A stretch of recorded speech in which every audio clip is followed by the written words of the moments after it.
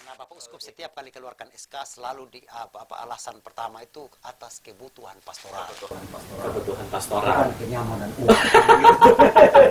Aduh, diingat ya. Tolong Itu, diingat ya. makanya. Sahabat Komsos, Ah. SK-nya, redaksi kalimatnya berdasarkan kebutuhan pastoral, bukan kenyamanan umat. Jadi hati-hati buat yang suka nyaman dengan nyaman dalam arti maksudnya pelayanan.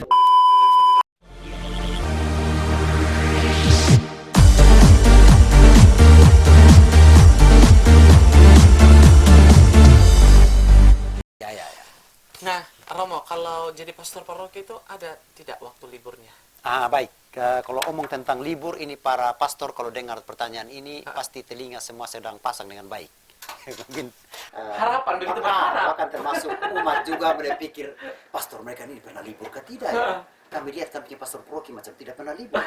Jadi pertanyaan ini pasti umat juga mulai pikir, apakah ada jawaban yang tegas tentang ini?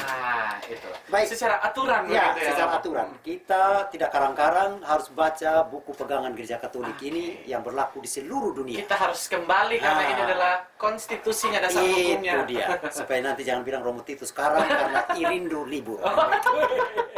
Rindu libur. Ya, rindu Siapa libur. sih yang tidak mau libur? Itu dia. Baik, kalau kita Ya. omong tentang libur untuk para pastor paroki atau dan bahkan pastor vikaris, Iya. itu kita bisa lihat dalam kanon 533 paragraf 2. Mari kita cari bersama. Ini telah ditemukan 533 paragraf 2. Kecuali terhalang alasan berat, pastor paroki boleh pergi dari paroki untuk berlibur setiap tahun sebanyak-banyaknya 1 bulan terus-menerus atau terputus-putus. Hari-hari di mana pastor paroki pergi untuk retret sekali setahun tidak dihitung sebagai masa liburan. Tetapi pastor paroki yang meninggalkan parokinya lebih dari seminggu wajib memberitahukan hal itu kepada ordinaris wilayah, dalam arti ini Bapak Uskup. Jadi itu kuncinya, bahwa hukum universal atau hukum gereja memberikan kesempatan kepada para pastor, baik pastor paroki maupun pastor pembantu, untuk mendapatkan waktu libur. Waktu libur. Libur bahkan dikatakan sini 1 bulan dalam waktu setahun, terus-menerus atau terputus-putus. Tapi mari kita lihat kalimat kanon ini dimulai dengan kalimat apa? Yang akhirnya kita semua akhirnya tahan darah. Dia katakan begini, kecuali terhalang alasan berat. Artinya apa? Kalau alasan berat itu ada, ya engkau tidak bisa berlibur sesuka-suka. Bahkan ada pun sekalipun dalam 1 tahun. Contoh, kondisi tertentu di paroki dengan pastor yang sulit didapat. Sementara umat sangat bergantung pada pastor, pelayanan pastornya. Tidak mungkin saya sebagai pastor paroki, wah ada di sini. Karena ada jatah libur. Jatah libur. Ada jatah libur. Nah, nanti libur 1 bulan kamu bisa ya cari paroki masing-masing. Kan tidak bisa begitu. Aduh. Jadi kalau misalnya kecuali paroki saya, macam contoh, paroki tempat saya tugas berdekatan dengan seminari. Iya. Dan di seminari ada belasan imam di sana. Iya. Dengan itu saya mempunyai rasa hati cukup kuat ketika akan pergi.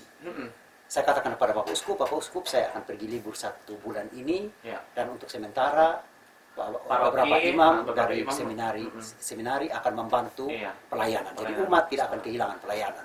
Ya Bapak Uskup pasti juga dengan tidak berat hati bilang, boleh Romo. Boleh. Apalagi sudah 5 tahun tidak pernah libur. Jadi boleh pergi. Jadi itu dikatakan tadi alasan berat. 5 tahun tidak pernah libur, setiap tahunnya itu kan 1 bulan, berarti 5 bulan libur, Romo. Dalam arti begini, menariknya begini, liburan dalam konsep Gereja Katolik untuk para imam itu seperti tabungan. Contoh, saya tidak libur selama 10 tahun, berarti sudah ada saya punya modal 1 tahun untuk waktu jatah libur. Maka ada imam-imam tertentu karena alasan berat tadi sulit sekali untuk libur. Maka di usia-usia tertentu, misalnya mencapai usia 25 tahun imamat atau 30 tahun imamat, mereka akan bicara dengan Bapak Uskup untuk minta apa yang disebut tahun sabatikal. Tahun sabatikal artinya tahun liburan panjang. Contoh misalnya yang pernah terjadi, Romulinus yang sudah meninggal almarhum, pernah mengambil tahun sabatikal di Amerika selama 1-2 tahun. Kemudian kerja di salah satu paroki di sana, itu memanfaatkan libur tadi yang disimpan tadi. Yang ditabung tadi. Tetapi dalam gereja itu menarik di sini dikatakan begini juga. pastor paroki boleh pergi dari paroki untuk berlibur setiap tahun sebanyak-banyaknya 1 bulan, 1 bulan terus menerus atau terputus-putus. Terus menerus artinya 1 bulan 1 penuh. bulan full. Full. Dari tanggal 1 sampai tanggal 30 30 gitu. full. Tetapi bisa terputus-putus. Tahun ini cukup ambil 1 bulan untuk 1 minggu, 1 minggu untuk bulan ini. Mungkin berapa bulan ke depan ambil lagi 1 minggu. Jadi apa yang belum terpakai akan tetap jadi tabungan. Maka sebaiknya kalau pastor mau pergi berlibur, lapor ke keuskupan supaya keuskupan memberi catatan. Oh, libur dari tanggal ini sampai tanggal ini. Tapi kalau kabur-kabur begitu saja, orang tidak catat. Mereka bilang, pokoknya sudah selesai. Tapi kalau kita betul berhitung-hitung secara manusia mencari keuntungan, ya kita suka catat. Tapi kita kan selama ini demi pelayanan rohani, cinta pada umat, kadang-kadang kita tidak peduli lagi dengan hak kita. Sudah kita korbankan ini demi umat. Tapi ini juga tentu jadi informasi yang penting, Romo, untuk umat akhirnya jadi tahu bahwa pastor paroki itu sebenarnya punya jatah untuk libur gitu ya selama dalam 1 tahun itu 1 bulan. Jadi umat tidak berpikir kok pastor itu pergi-pergi terus ini atau main pergi kasih tinggal saja, ini kita butuh pelayanan kayak gitu. Betul. Nah, kira-kira biaya untuk libur itu dibebankan pada siapa? Biasanya keuskupan juga, tapi tergantung. Saya mau katakan jawaban saya di sini bisa dikatakan belum tentu benar untuk keuskupan lain dan belum tentu salah untuk keuskupan tertentu. Contoh, untuk keuskupan-keuskupan dengan kemampuan finansial yang cukup baik seperti Jakarta, Surabaya, ya pastilah mereka punya jaminan cukup baik untuk imamnya. Ketika berlibur tentu adalah kekuatan finansial tertentu yang disiapkan untuk imamnya pergi ke Eropa lah, atau pergi pembaharuan imamatnya atau retret lah. Tapi di keuskupan-keuskupan tertentu dengan keuangan finansial yang agak kecil, ya tentu di situ para imam harus mencari jalan keluar.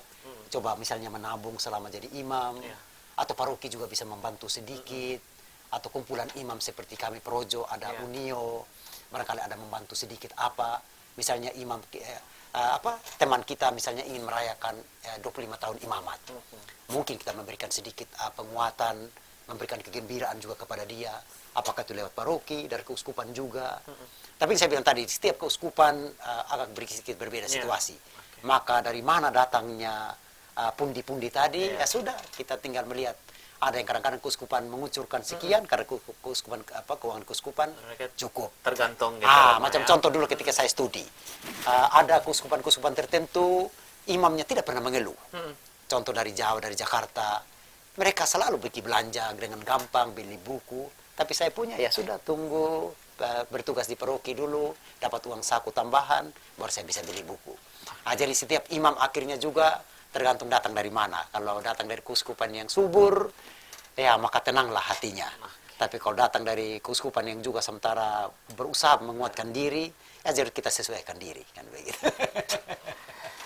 Baik, Romo. Nah, sebagai pastor paroki, Romo kan sebagai pastor paroki juga di Ande Atik. Secara umum tugas pastor paroki itu apa sih, Romo? Kalau tugas-tugas pastor paroki biasanya tercatat di sini cukup banyak. Kalau kita mau lihat di nomor kanon, tentu fungsi pertama dikatakan sini fungsi sakramental, pelayanan umat yang berkaitan. Contoh di sini di kanon 530, contoh pastor paroki tugasnya yang diberikan kepadanya menjalankan fungsi pelayanan baptis, sakramen-sakramen lain, viatikum atau bekal suci kepada orang sakit, pelayanan perkawinan, memberkati mempelai, pelaksanaan upacara pemakaman, kemudian ekaristi yang meriah di hari Minggu dan di hari-hari wajib. Jadi itu yang bisa dikatakan sesuatu yang rutin diberikan. Tetapi tugas-tugas lain di sini yang tidak kalah pentingnya, salah satu yang menarik sekali di sini kalau kita baca di 529 kanon, ini agak kita baca saja pasti semua akan dengar. Bagus juga untuk para pastor, barangkali ada yang mulai lupa, bisa ingat lagi. Dikatakan begini, untuk dapat menunaikan tugas gembala dengan saksama, pastor paroki hendaknya berusaha mengenal umat beriman yang dipercayakan kepada reksanya. Jadi tugas pertama mengenal umat.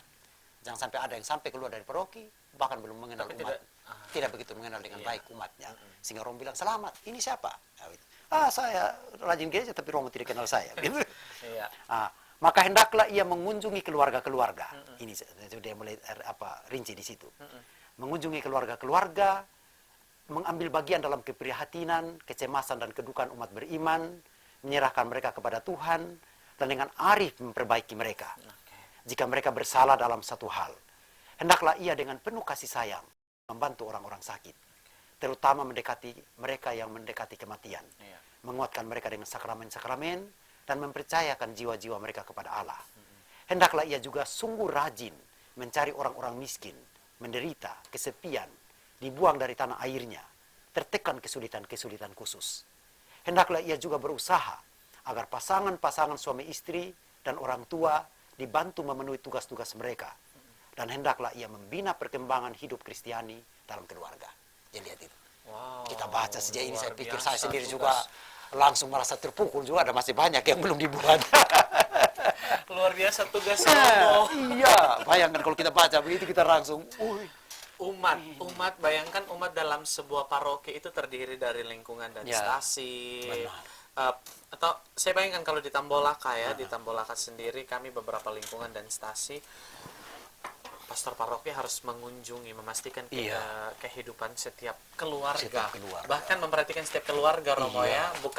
Bukan di lingkungan ini Iya. secara garis besar. Iya. Idealnya seperti itu, Betul. mengunjungi Sangat benar. seperti itu. Mengunjungi. Tapi oke, saya pikir ya ada program-program sih di gereja yang ternyata itu pastor Ya. paroki sudah menyentuh lewat misa umat basis, Iya. kayak seperti Betul, itu, sudah. pelayanan Ya, sakramen. dan kemudian juga dengan jaringan-jaringan KUB, KUB. umat imam bisa mendengar lebih detail apa yang terjadi di lingkungan umat. Maka di situ perlu kerjasama yang sangat kuat antara pastor paroki dengan pengurus komunitas basis. Komunitas basis. Untuk melapor tentang keluarga ini. Mungkin ada yang sudah lama tidak pergi gereja karena apa alasannya. Mungkin ada yang sedang bermasalah berat.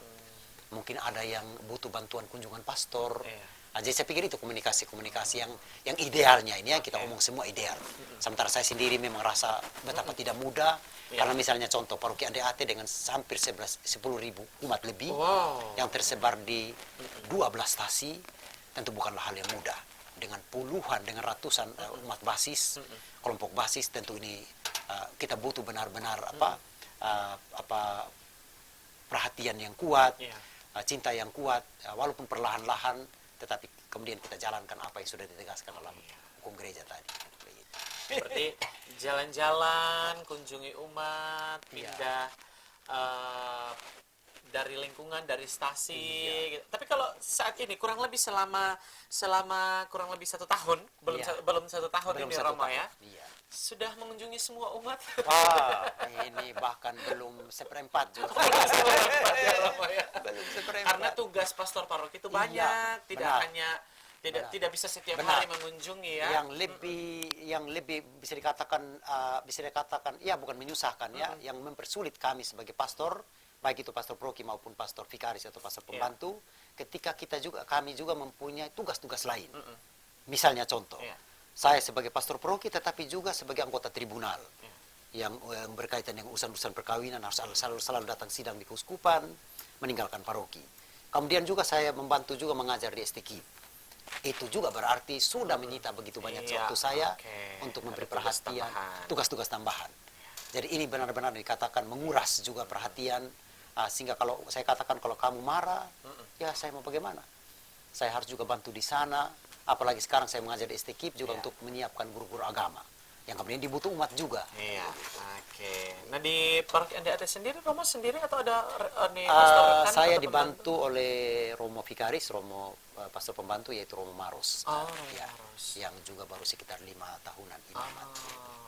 Berarti puji Tuhan ada rekan Ya, tidak ada. sendiri ya. Ketika Romo ada tugas lain di Betul. luar, ini Sangat tugas benar. pastoral Ya. tetap masih bisa Ya. ada yang membantu. Jadi bijaksananya Bapak Uskup saya pikir begitu, selalu menempatkan imam di paroki tidak pernah, hampir rata-rata tidak pernah sendiri. Nah kalau pastor vikaris itu sendiri Romo, apakah tugasnya sama persis apa yang melekat pada pastor paroki atau ada batas-batasan? Artinya tugas-tugas yang dasar ini sama, tetapi soal wewenang yang mengkoordinir, yang mengatur, yang punya kuasa untuk memutuskan. Tapi untuk tugas-tugas macam tadi itu sama juga. Ya. Pelayanan sakramen sama juga. Iya sama. Sakramen pernikahan ini tidak harus pastor paroki Iya, yang tidak melayani. harus. Walaupun kemudian secara hukum gereja, ketika pelayanan diambil oleh pelayan lain selain pastor paroki membutuhkan delegasi.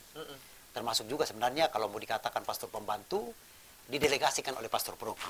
Jadi dikatakan tugas utama memberkati pastor paroki, Pastor paroki. tetapi kan tidak semua juga harus pastor paroki mengambil karena tugas-tugas lain. Iya. Maka Ketika bentrok ya, Iya. pastor paroki bisa mendelegasikan Iya, itu kan. jadi bisa juga diberi kesempatan kepada para pastor yang bersama dengan kami, Iya. mereka juga ambil bagian dalam pemberkatan supaya nanti maksudnya begini, ketika mereka diangkat Bapak Uskup menjadi pastor paroki juga, Iya. yang mereka bilang, oh ini bagaimana ini?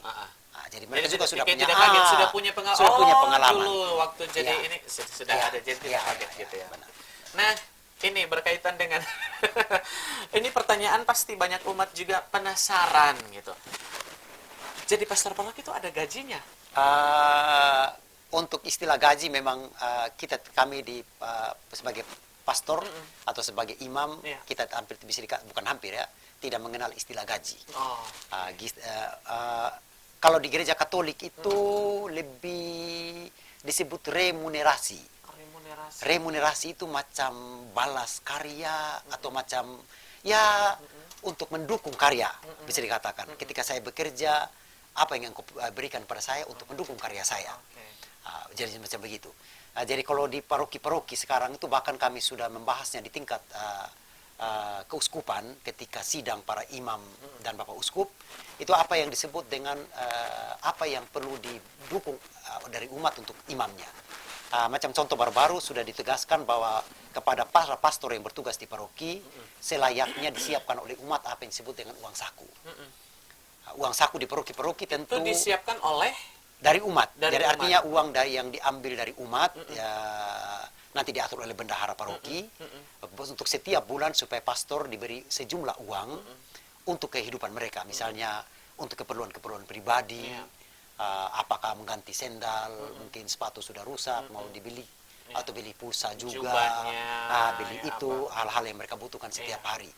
Lantas sudah ditegaskan oleh Bapak Uskup baru-baru lewat bersama dengan dewannya bahwa dikatakan minimal uang saku untuk para pastor itu 500.000, maksimalnya 1 juta. setiap bulan. Setiap bulan Itu disiapkan oleh paroki. Paroki. Jadi diambil dari kas paroki. Macam contoh kita paroki-paroki yang kecil seperti kami di ADAT, kami baru sampai di tingkat 500.000 untuk para pastor. Sedangkan mungkin untuk paroki-paroki tertentu di kota, barangkali mereka sudah sampai di tingkat angka yang lebih besar.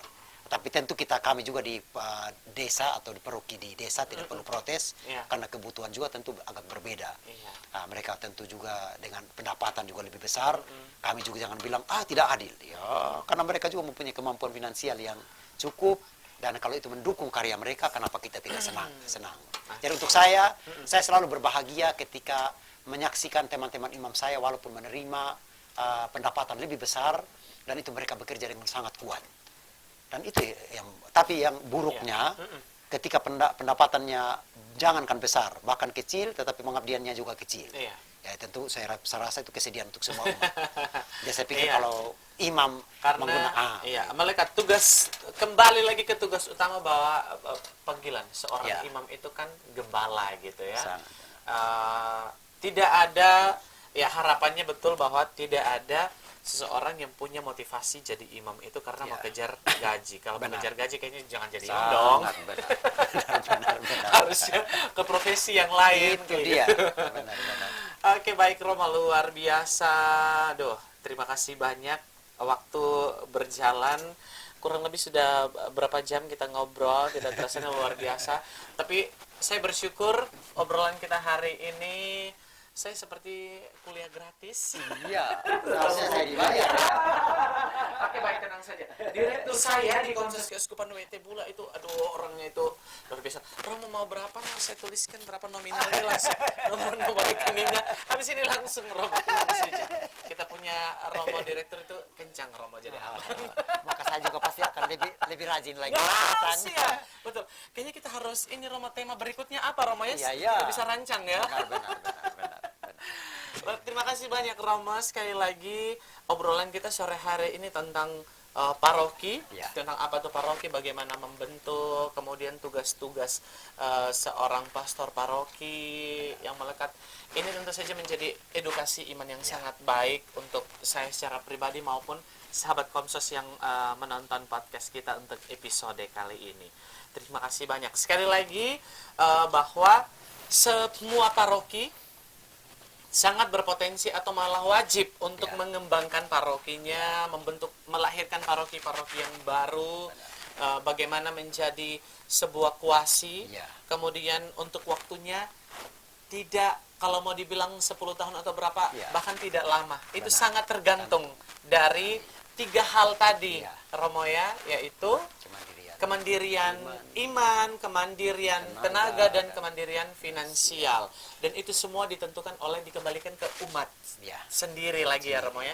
Tinggal umat mendukung terus ya, membuktikan bahwa sudah mandiri secara iman, kemudian mandiri secara tenaga, dan mandiri secara finansial, dan akhirnya nanti dinilai oleh Bapak Uskup bahwa itu sudah cukup, Pak, ini sudah siap untuk dijadikan sebagai sebuah paroki yang baru. Romo, terima kasih banyak sekali lagi untuk waktunya hari ini. Pasti Romo tadi sudah ditunggu. Saya dengar Romo ada acara seharusnya tetapi Romo meluangkan waktu untuk datang ke sini berbagi informasi yang sangat menarik, sangat dibutuhkan oleh umat Keuskupan WIT Bula. Oke. Ya, dukung terus Komsos Keuskupan WIT Bula. Jangan lupa subscribe YouTube channel, like, share linknya, nyalakan tanda loncengnya supaya lebih semangat lagi dalam berbagi informasi, tentu saja informasi tentang pendalaman iman gitu ya. Dukung terus Komsos Keuskupan WIT Bula. Salam manis, salam sayang dari kita semua. Sayonara, sampai jumpa. Tuhan Yesus memberkati.